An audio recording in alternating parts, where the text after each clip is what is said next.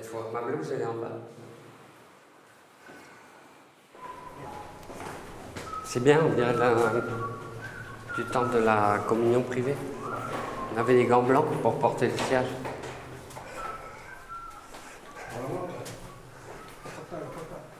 Ça, c'est les objets suisses.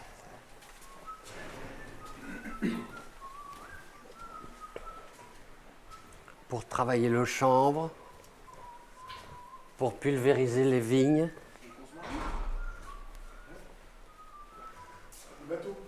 Les croix du cimetière.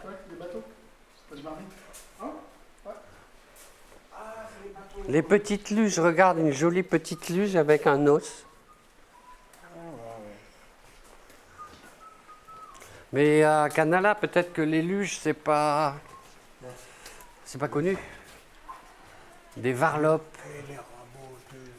Regarde, sculpté, joli.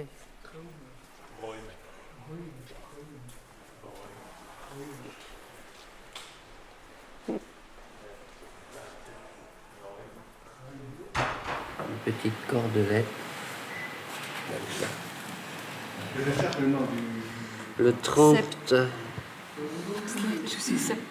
Ça, c'est pas l'écriture de Sarrazin. Hein?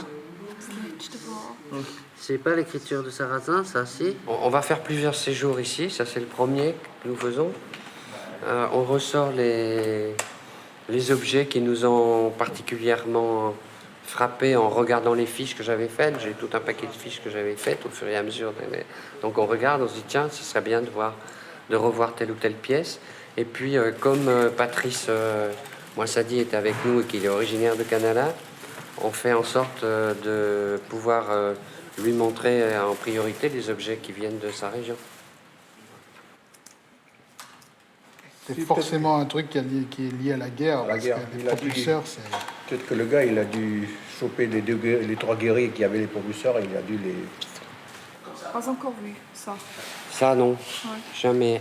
Jamais vu ailleurs. Mais Sarrazin est très intéressant pour ça, parce qu'il collecte des choses qui paraissent pas intéressantes pour un collectionneur.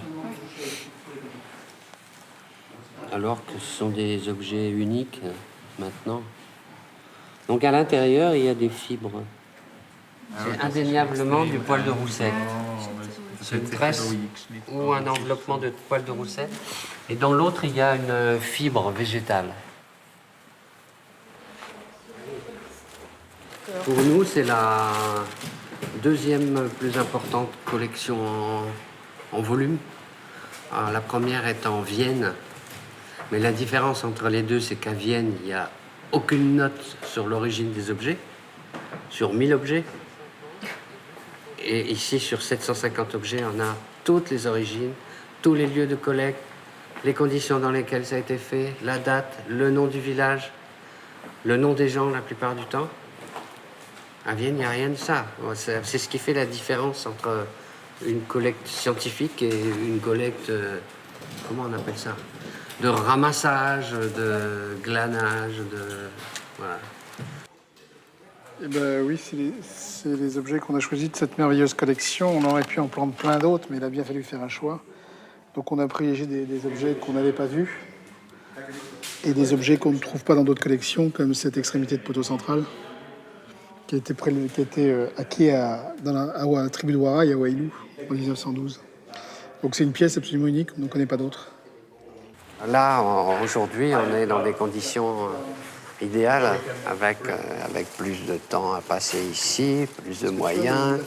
Patrice vient de Nouvelle-Calédonie pour nous aider pendant 1 mois et regarder, donner des informations. On a la chance de pouvoir faire ça, vraiment.